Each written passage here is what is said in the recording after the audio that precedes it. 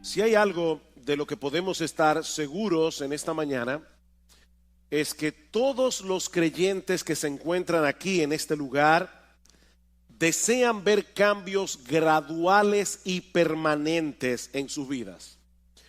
Todo verdadero creyente se encuentra en un proceso de santificación a través del cual nos vamos pareciendo cada vez más al carácter, a la imagen de nuestro bendito Señor y Salvador Jesucristo, a la vez que vamos muriendo cada vez más a todas aquellas actitudes, a todos aquellos rasgos de carácter que son contrarios a nuestro Señor. Sin embargo, no todos los cristianos están conscientes del papel tan importante que juegan las emociones en ese proceso de cambio. No todos estamos conscientes del tremendo obstáculo que las emociones pueden llegar a ser cuando no ocupan un lugar correcto en nuestras vidas. Y ese es precisamente el tema que yo quisiera tratar en esta mañana: las emociones y la santificación. Mis hermanos, nuestras emociones juegan un papel de suprema importancia en cada decisión que nosotros tomamos, en la forma como evaluamos y reaccionamos cada información que recibimos, en nuestra relación con los demás, incluyendo nuestra relación con el Señor, en el proceso de aprendizaje, en el crecimiento espiritual, en la forma como nos comportamos. Nosotros somos seres emocionales. Dice un autor: todo lo que hacemos, todo lo que decimos, todo lo que pensamos es en algún sentido emocional. De hecho, constantemente nosotros nos encontramos revelando lo que hay en nuestros corazones en forma o en función de nuestras emociones. ¿Cuántas veces nosotros decimos me siento de esta o de aquella manera? Todo el tiempo. Ya yo no me siento igual con respecto a esta persona. No me siento igual que antes. Somos seres emocionales. Eso es parte, mis hermanos, de lo que somos, como fuimos creados a imagen y semejanza de Dios. Ahora, ¿cómo funcionan nuestras emociones? Ese aparato emocional que Dios colocó en nuestras almas, ¿cómo funciona? ¿Podemos nosotros ejercer algún tipo de control sobre nuestras emociones? ¿O somos más bien controlados por ellas? ¿Cómo debe ser la interacción entre nuestras emociones y nuestra razón? ¿Se han visto ustedes seguramente muchas veces en esta situación de saber con la cabeza que tienen que hacer algo, pero en el corazón no tener el menor deseo de hacerlo? ¿Cuál de las dos facultades debe ir sentada en el asiento del conductor? ¿La razón o las emociones? Bueno, esas son algunas de las preguntas que yo quisiera responder en esta mañana, y no tengo ningún texto específico que vamos a estar exponiendo. Vamos a ver una perspectiva bíblica general del manejo de las emociones, comenzando con una perspectiva del funcionamiento de nuestras emociones. ¿Cómo funcionan nuestras emociones? Bueno, para responder esa pregunta tenemos que entender que nosotros somos seres emocionales porque fuimos creados a imagen de un Dios emocional. Como decíamos hace un momento, Dios tiene emociones, Dios siente emociones. Solo que a diferencia de Dios, nosotros somos seres compuestos. Dios es solo espíritu, nosotros somos cuerpo y alma. Nosotros tenemos una parte material que es el cuerpo, tenemos una parte espiritual que es el alma, y esa parte material interacciona con la parte espiritual en una forma increíblemente misteriosa. Nosotros no podemos entender de ninguna manera cómo es que interactúan en nosotros el cuerpo y el alma. Por ejemplo, estás triste. ¿Dónde está esa tristeza? ¿Dónde radica? Radica en el alma. Pero esa tristeza que radica en el alma te lleva a llorar con lágrimas físicas que tú puedes palpar. Eso activa tu glándula, yo no sé cómo se llama eso, pero las glándulas lacrimales. Y es algo puramente espiritual. Un temor extremo te puede paralizar, te puede dejar sin voz. Un fuerte sentido de culpabilidad puede enfermarnos. Probablemente eso fue lo que le pasó a David cuando dice en el Salmo 32 que mientras él cayó su pecado con Betsabé, se envejecieron sus huesos. Y dice David, se volvió mi verdor en sequedades de verano. David se consumió físicamente por causa de su pecado. Ahora, noten algo muy importante aquí. En todos estos ejemplos que yo acabo de dar de reacciones emocionales, existe una condición previa que nosotros evaluamos y a la cual reaccionamos, y eso produce emociones.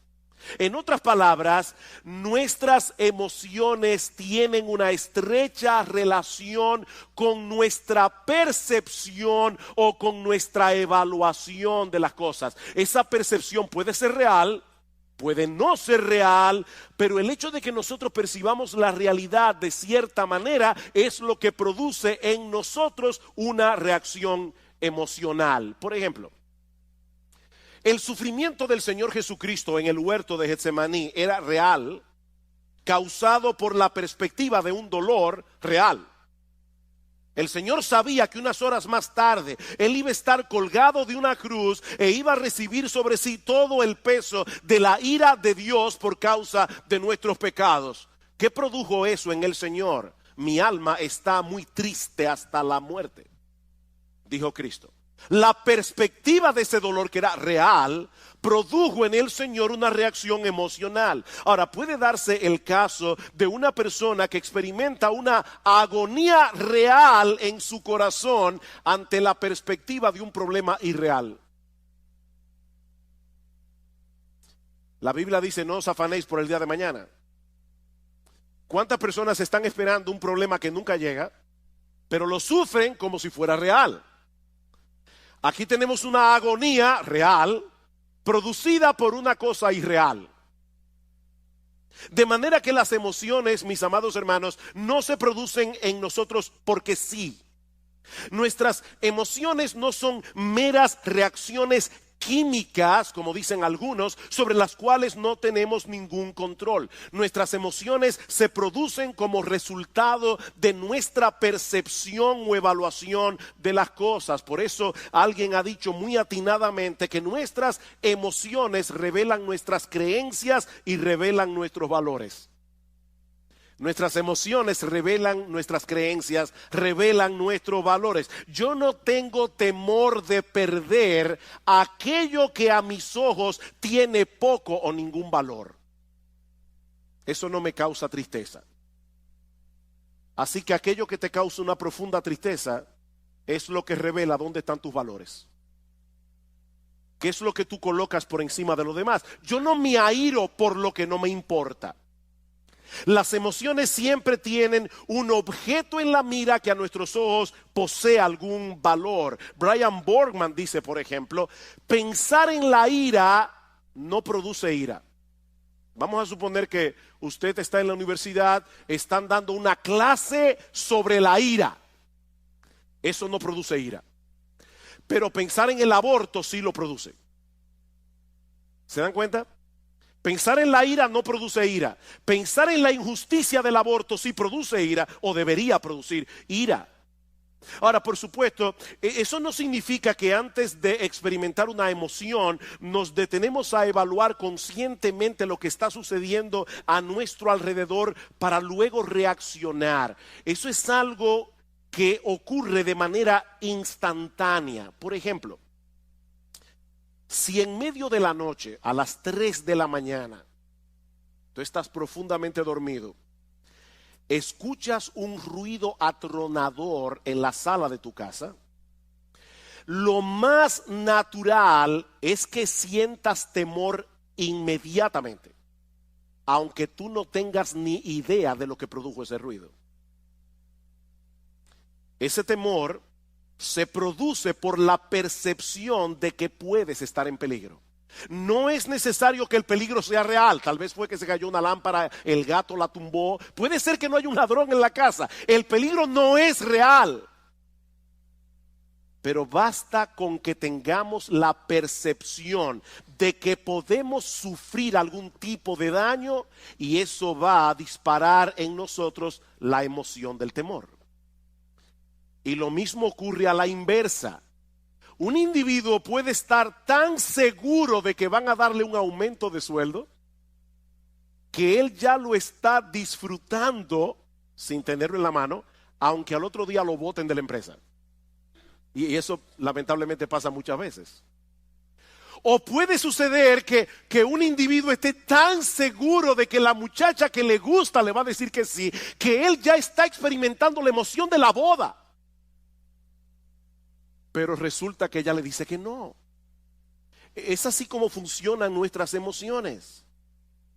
El objeto de nuestra esperanza puede ser una mera ilusión, pero causa una emoción real.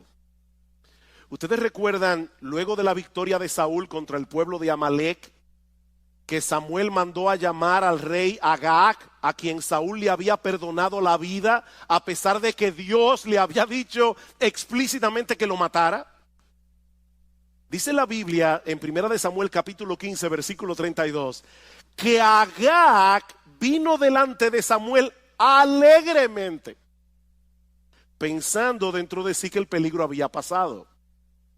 Unos minutos más tarde fue descuartizado. Su alegría fue real, pero su perspectiva de la realidad no lo era. Y eso nos lleva de la mano a nuestro segundo encabezado. Ya vimos, yo espero que se haya podido entender cómo funcionan las emociones, cómo se disparan las emociones. Bueno, veamos ahora en segundo lugar nuestra responsabilidad en el control de las emociones. Nuestra responsabilidad en el control de las emociones. Mis hermanos, si nosotros partimos de la presuposición de que nuestras emociones son impulsos primitivos o meras reacciones químicas sobre las cuales no tenemos ningún control, entonces nosotros no somos responsables por las emociones que experimentamos.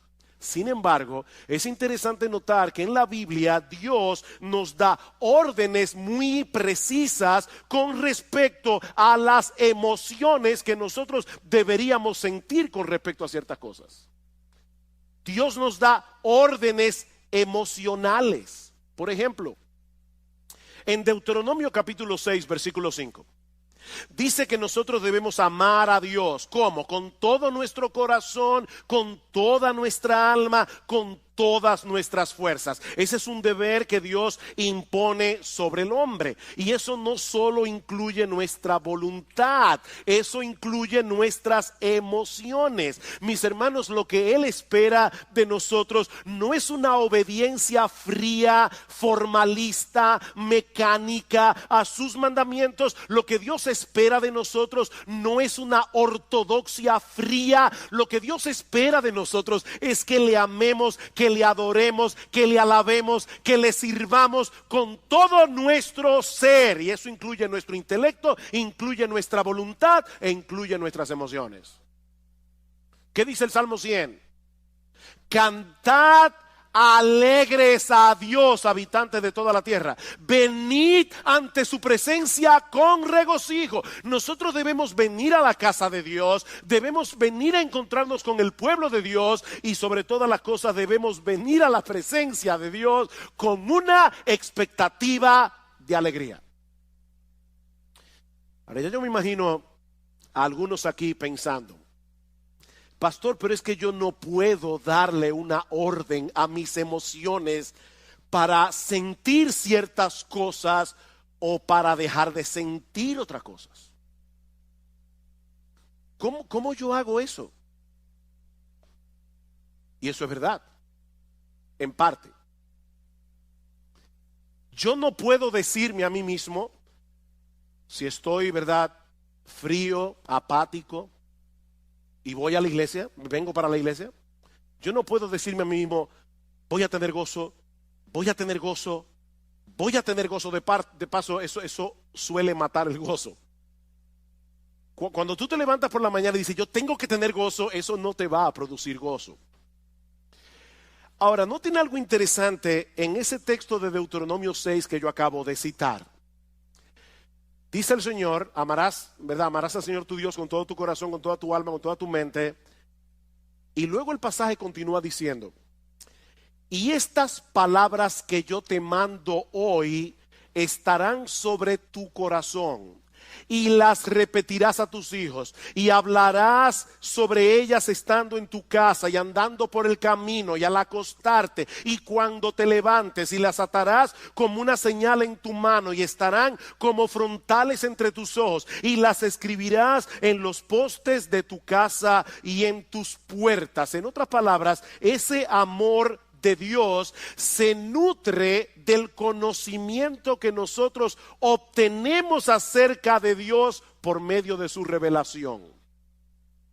Para amar a Dios con todo nuestro ser, alma, intelecto, voluntad, emociones, necesitamos información fidedigna acerca de Dios. Una información que, según este texto, nosotros debemos traer continuamente a nuestras cabezas y a la mente de nuestros hijos. En otras palabras, hay una relación estrecha entre nuestras emociones y nuestro conocimiento. Hay una relación estrecha entre nuestras emociones y nuestro proceso de pensamiento. Por ejemplo, Salmo 18, versículos 1 al 3, dice el salmista: yo te amo, Jehová, fortaleza mía.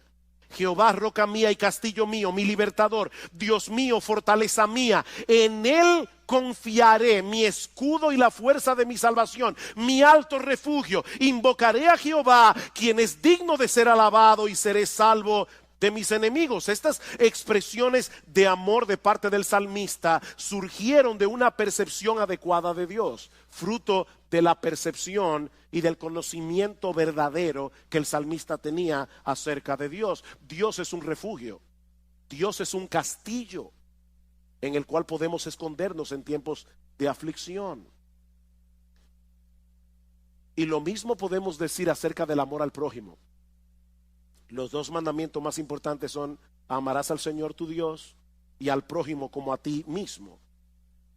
Y eso incluye emociones de compasión, eso incluye emociones de misericordia. Ahora, ¿cómo surgen esas emociones en nosotros? Escuchen este pasaje en Levítico 19:33. Cuando el extranjero morare con vosotros en vuestra tierra, no le oprimiréis. Como a un natural de vosotros tendréis al extranjero que mora entre vosotros, y lo amarás como a ti mismo, porque extranjero fuisteis vosotros en la tierra de Egipto. ¿Se dieron cuenta de esa conexión? Lo amarás como a ti mismo, porque extranjeros fuisteis vosotros en la tierra de Egipto. En otras palabras, la memoria de sus penurias, cuando ellos eran extraños, extranjeros y esclavos en Egipto, podía disponer sus corazones a experimentar misericordia y compasión por los extranjeros.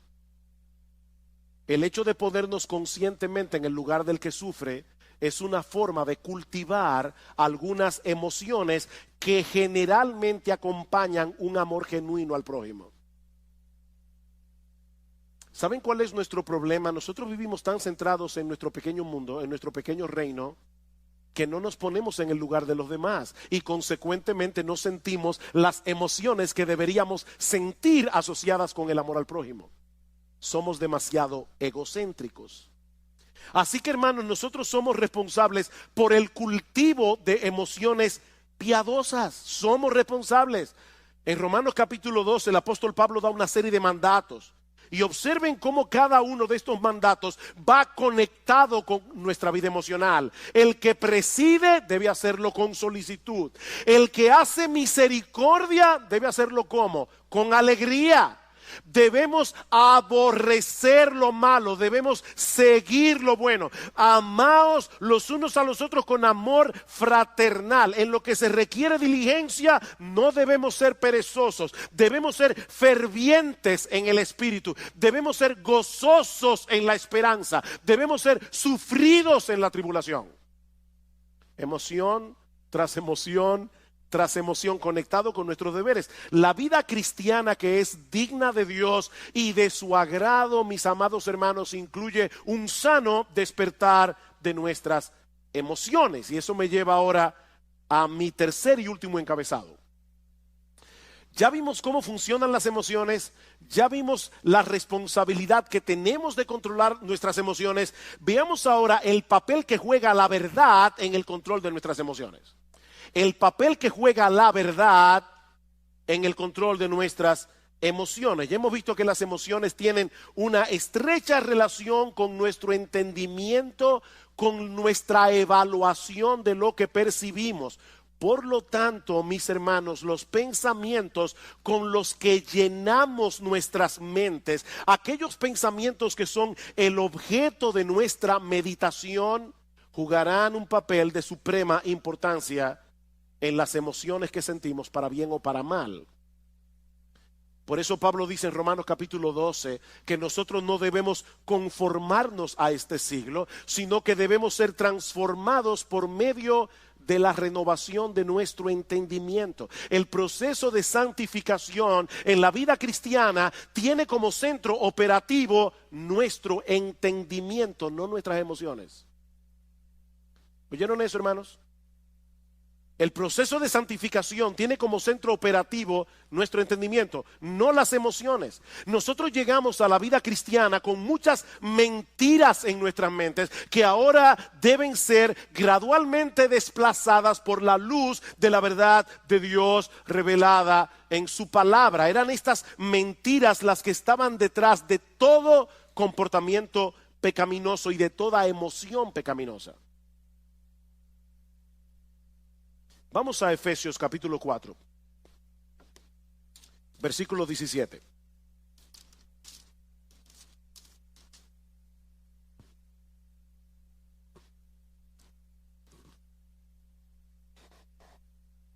Dice Pablo, versículo 17, esto pues digo y requiero en el Señor, que ya no andéis como los otros gentiles que andan en la vanidad de su mente, teniendo el entendimiento entenebrecido, ajenos de la vida de Dios, por la ignorancia que en ellos hay, por la dureza de su corazón. ¿Por qué los incrédulos viven como viven? Pablo dice, porque tienen una mente vana en lo que respecta a las cosas espirituales. Pueden ser personas sumamente inteligentes en todo lo demás, pero en lo que respecta a la vida de Dios son ignorantes. Ignoran la eternidad, ignoran la gloria de Dios, ignoran la majestad de Dios, ignoran la belleza de Dios. Y por esa razón van detrás de cosas vanas. Tim Chester dice, nosotros pecamos porque creemos la mentira de que estamos mejor sin Dios, de que sus reglas son opresivas, de que seremos libres sin Él, de que el pecado ofrece más que Dios. Es una forma equivocada de pensar que produce emociones equivocadas y un patrón de vida equivocado. Más adelante dice Chester, no mucha gente se ve a sí misma como alguien que cree mentiras. Pero cada vez que nosotros dejamos de confiar en la palabra de Dios, estamos creyendo en otra cosa, ¿no es así? Y esa otra cosa siempre es una mentira. La palabra de Dios es verdad. Todo lo que tú crees que es contrario a la palabra de Dios es una mentira. Y esa mentira va a producir en ti pecado. Y mis hermanos, esto es algo crucial. Recuerden que nuestras emociones dependen de nuestra percepción de la realidad. ¿Por qué nos deprimimos y nos amargamos ante las circunstancias adversas de la vida? ¿Por qué? Oh, pastor, pero eso es obvio. Si yo tengo un problema económico, me voy a deprimir porque tengo un problema económico. Si tengo un problema de salud, me voy a deprimir porque tengo un problema de salud. No, no. La razón por la que nos deprimimos y nos amargamos ante las circunstancias adversas de la vida es porque en el fondo de nuestros corazones nosotros no creemos que Dios esté en control. Es porque en el fondo de nuestros corazones nosotros no creemos que Dios nos ama. Nosotros no creemos que Dios está obrando a nuestro favor. ¿Se dan cuenta? Y no importa lo que tú digas con tu boca acerca de lo que tú dices creer. No, tu vida emocional revela qué es lo que tú realmente crees. Alguien decía que hay una brecha, un abismo entre lo que nosotros creemos en teoría y lo que creemos en la práctica. Hay una brecha allí. Déjenme ponerles un ejemplo. Y quiero ser lo más práctico que yo pueda, por eso estoy poniendo muchos ejemplos en esta mañana, porque este no es un tema fácil de entender. No es algo tan fácil de agarrar conceptualmente. Basado en la enseñanza de Pablo en la carta a los Colosenses, una de las cosas que Pablo nos dice en esa carta es que nuestra identidad está en Cristo y que nosotros estamos completos en Él.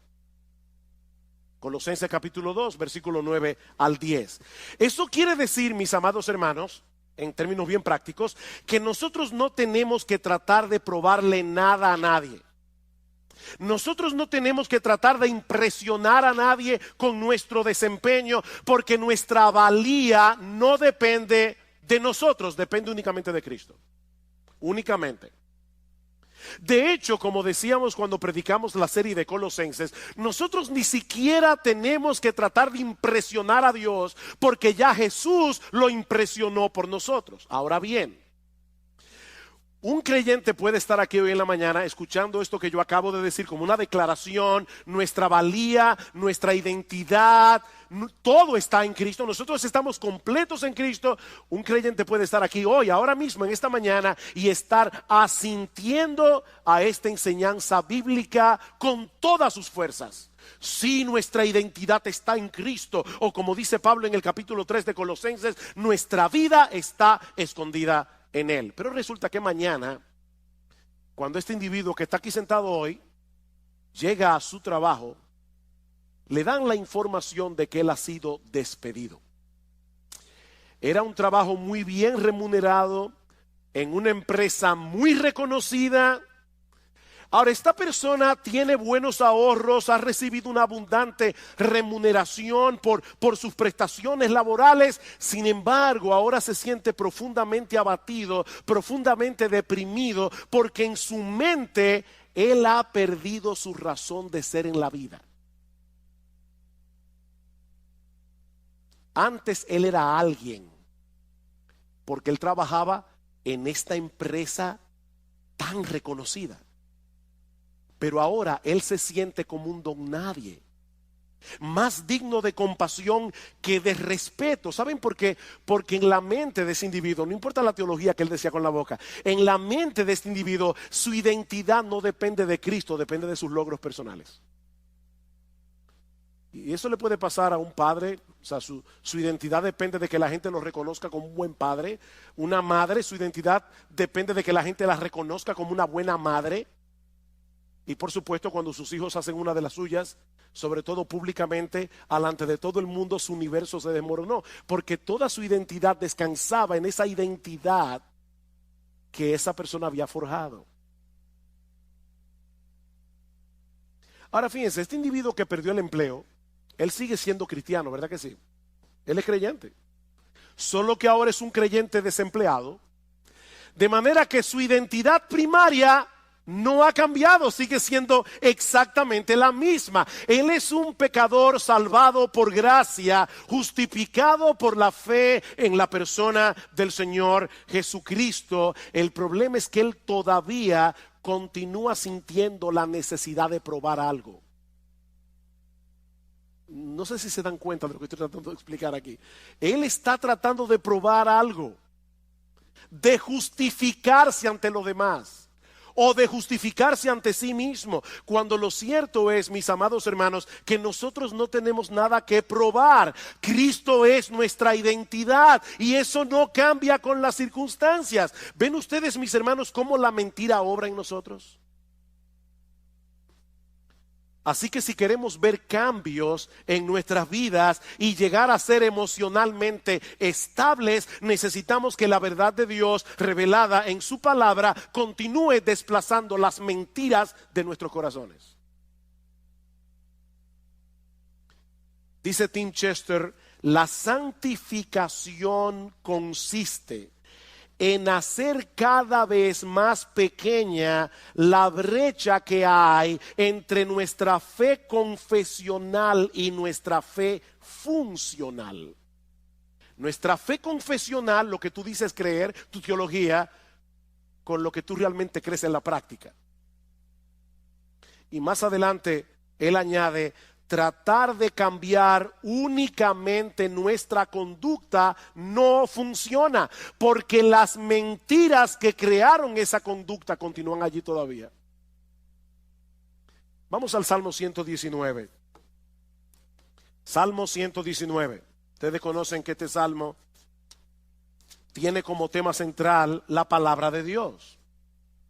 Esto es un poema de amor a la palabra de Dios.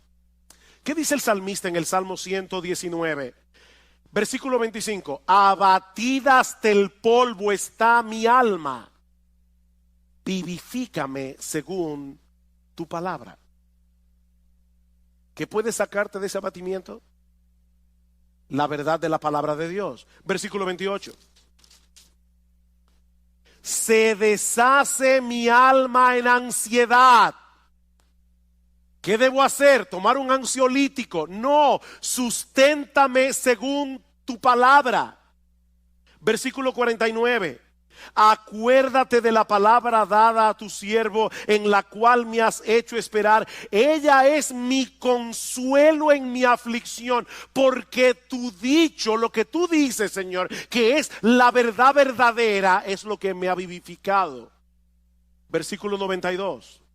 Si tu ley no hubiese sido mi delicia, ya en mi aflicción hubiera perecido. Nunca jamás me olvidaré de tus mandamientos, porque con ellos me has vivificado, con la palabra de Dios. Versículo 111. Por heredad he tomado tus testimonios para siempre, porque son el gozo de mi corazón. Mis hermanos, ¿qué es lo que el salmista está diciendo aquí? Que es la verdad de Dios revelada en su palabra la que nos hace libres. Es la verdad de Dios revelada en su palabra la que nos consuela. Es la verdad de Dios revelada en su palabra la que levanta nuestra alma abatida. Es la verdad de Dios revelada en su palabra. Es el evangelio, mis hermanos, lo que nos hace libres. Es la verdad revelada en la palabra de Dios la que debe ir sentada en el asiento del conductor de nuestras vidas, no las emociones.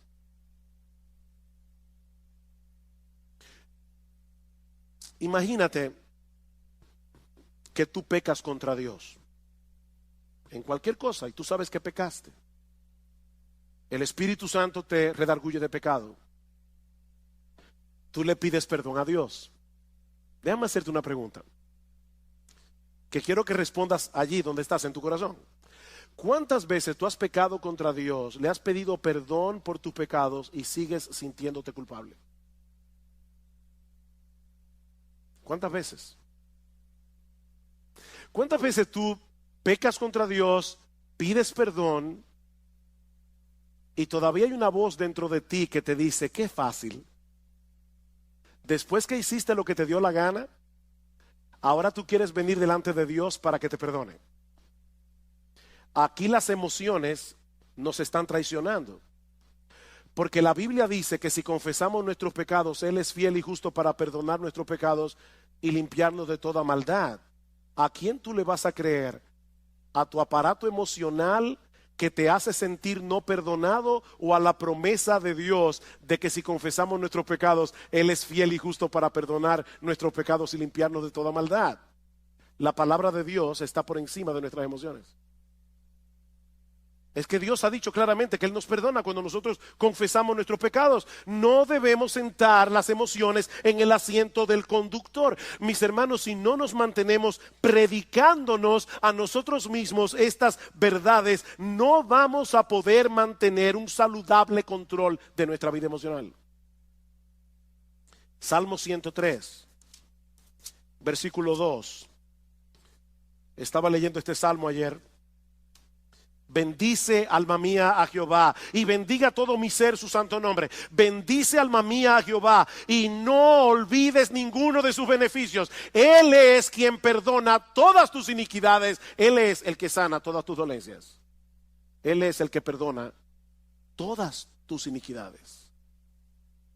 Pero lamentablemente muchos creyentes olvidan este aspecto fundamental de la vida cristiana. Como dice Sinclair Ferguson, nuestro problema es que pensamos con nuestros sentimientos, no con la cabeza. Nosotros pensamos con el corazón, pensamos con los sentimientos. Tengo que poner otro ejemplo. ¿Qué debe hacer un creyente que no siente gozo en Dios? ¿Alguna vez has venido a la iglesia y estás cantando y tú tienes el corazón como un témpano de hielo? ¿Eso nunca te ha pasado? Te felicito. A mí me ha pasado. ¿Y saben qué es hablando en buen dominicano, lo que da más cuerda cuando uno está así? Tener un hermano al lado que está encendido en fuego. Uno está aquí tratando de alabar a Dios, pero uno sabe que está con el corazón como un témpano de hielo. Y el hermano que está aquí al lado, él está en el cielo. ¿Qué debe hacer un creyente en esa situación? Él debe, una de las cosas que él no debe hacer, es fingir una emoción que él no tiene. No hagas eso es mentira. Pero una de las cosas que tú debes hacer es recordarte a ti mismo que Dios sigue siendo nuestro gozo y aceptarlo por fe. Aunque en ese momento no estés sintiendo nada, Dios sigue siendo nuestro gozo y yo debo aceptarlo por fe. Tu gozo no va a retornar pensando en el gozo o deseando el gozo, sino enfocándote en las verdades acerca de Dios reveladas en su palabra. Es mirando a Dios, no al gozo. No persigas al gozo, persigue a Dios. ¿Cómo yo persigo a Dios? Enfocando mi mente en lo que Él me ha dicho que Él es en su palabra. Y yo voy a comenzar a recordar atributo tras atributo tras atributo de lo que Dios revela de sí mismo en su palabra hasta que mi corazón comience a arder otra vez. Y puede ser que eso no pase inmediatamente. Eso puede tomar horas, eso puede tomar días, pero nosotros vamos a estar luchando con el ángel hasta que Él nos bendiga. ¿Te sientes temeroso porque tú no tienes el control de muchas cosas que pueden ser una amenaza eventual en tu vida? Recuerda que nuestro Dios es grande y todopoderoso. Todas las cosas que existen fueron creadas por Él y Él está en control de todas y cada una de ellas. Dice en Mateo capítulo 10 versículo 29 al 31 que no se cae un pajarito del cielo sin que la voluntad de Dios así lo permita. ¿Saben lo que ocurre cuando no confiamos en el control soberano de Dios? Que entonces nosotros trataremos de asumir ese control en una forma pecaminosa, ya sea tratando de dominar por la fuerza a los demás o de manipularlos. La manipulación no es más que un intento de tomarle a Dios el control. Yo quiero controlar a las personas a mi alrededor. Otro ejemplo. ¿Te has dado cuenta que muchos de los pecados que nosotros cometemos tienen que ver con nuestro afán de obtener la aprobación de otros o por temor a que otros te rechacen? ¿Tú te has dado cuenta de ese movimiento de tu corazón? La Biblia le llama a eso temor a los hombres. Y en Proverbios capítulo 29, versículo 25, dice que el temor a los hombres es como un lazo que nos esclaviza. Ese es un problema muy común que se manifiesta de muchas maneras. Por ejemplo, susceptibilidad a la presión de grupo. Necesitar que las personas me den algo, cariño, respeto, admiración, preocupación por nuestra autoestima, llenarte de compromisos porque no sabes decir que no. Eso es temor a los hombres. pequeñas mentiras para lucir bien delante de los otros, compararte con otras personas, sentir temor de compartir el evangelio. Eso es temor a los hombres. ¿Cómo podemos lidiar adecuadamente con el temor a los hombres? Bueno, la psicología humanista nos aconseja aumentar nuestra autoestima, y lamentablemente muchos creyentes han caído en esa trampa. Pero eso no resuelve el problema, sino que lo complica.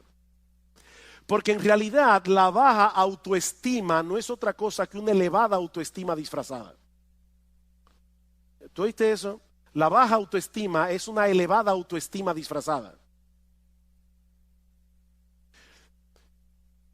Déjeme explicar eso, porque sé que veo la cara de algunos mirándome así como con una cara de signo de interrogación.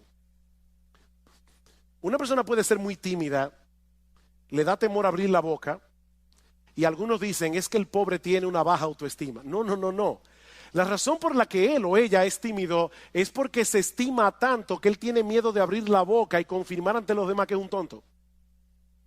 Es mejor callarse y dejar que las personas sospechen que tú eres un tonto, abrir la boca y confirmar que lo eres. Entonces la razón por la que mucha gente es tímida es porque no quiere descubrirse delante de los demás, porque se estima demasiado a sí misma. Si no se estimara tanto, no tuviera temor de los demás. En el fondo, nuestro problema con todas esas cosas que yo he mencionado es que estamos creyendo que no tenemos el estatus que creemos merecer. Alguien dice: nosotros elevamos deseos que a menudo son buenos en sí mismos, el deseo de ser amado, el deseo de afirmación, el deseo de respeto. Elevamos eso al nivel de necesidades sin las cuales pensamos que no podemos tener una vida equilibrada. Hablamos de necesitar la aprobación y la aceptación de otros cuando nuestra verdadera necesidad es glorificar a Dios y amar a las personas.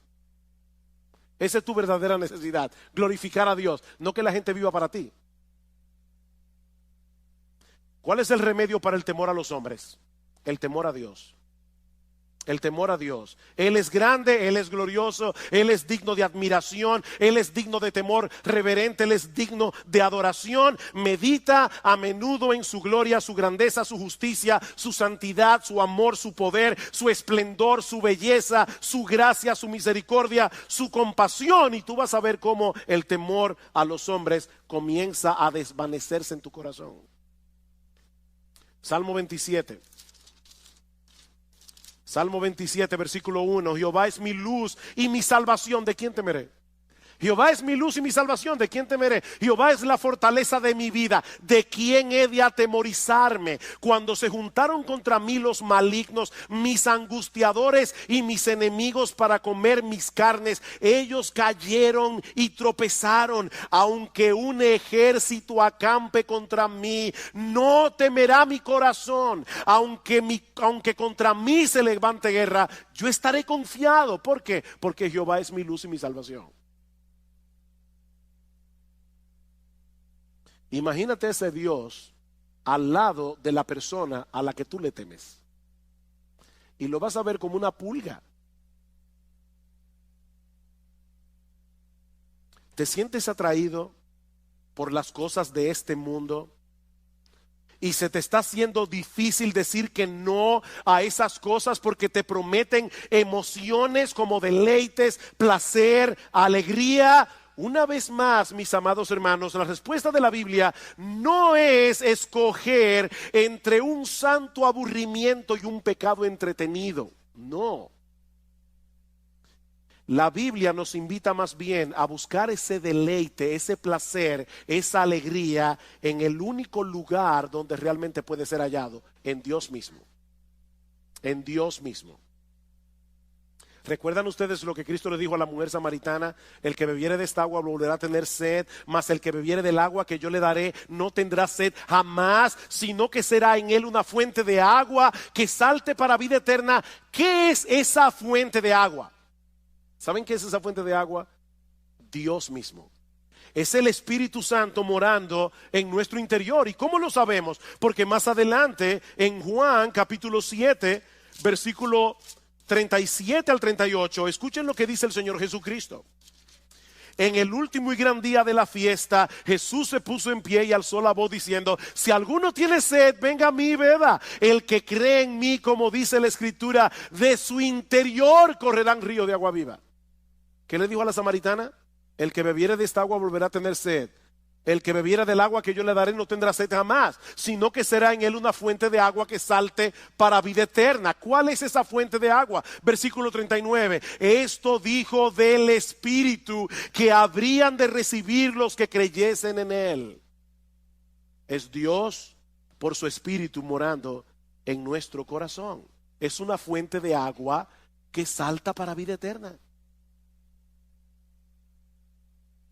Los deleites de este mundo no perduran. Nosotros fuimos creados para disfrutar de un deleite más profundo y perdurable, el deleite de conocer a Dios y de tener comunión con Él. Alguien decía que cada vez que nosotros pecamos es porque pensamos que el placer del pecado es real y que el gozo en Dios es insustancial o distante. Pero lo cierto es, oigan esto, hermano, porque es importante, es exactamente al revés. Cada gozo que experimentamos en esta vida es una sombra de la fuente de todo gozo, que es Dios mismo. Cada gozo que tú experimentas es una sombra del verdadero gozo que se encuentra en Dios. Y mis hermanos, yo podría continuar en esta mañana multiplicando los ejemplos, pero el tiempo se ha ido. Todos llegarían al mismo punto. Dios nos creó a su imagen y semejanza. Eso incluye nuestra facultad de experimentar emociones. Nuestra vida emocional fue diseñada originalmente para girar en torno a la persona de Dios y nadie más. Podemos disfrutar de un montón de cosas creadas por Él para nuestro deleite, pero si sustituimos a Dios por esas cosas, ya hemos caído en el pecado de la idolatría. Y la idolatría es blasfema, es dañina y es destructiva. Dice el Salmos 16:4: se multiplicarán los dolores de aquellos que sirven diligentemente a otro Dios. Si queremos tener una vida emocional estable y seguir avanzando en nuestra santificación progresiva, lo que necesitamos no es terapia psicológica, lo que necesitamos es llevar cautivo todo pensamiento a la obediencia a Cristo. Llenar nuestras mentes con la palabra de Dios y creer ciertamente lo que dice la palabra de Dios. Pongamos la verdad de Dios revelada en su palabra en el asiento del conductor. Sentemos las emociones en el asiento del pasajero.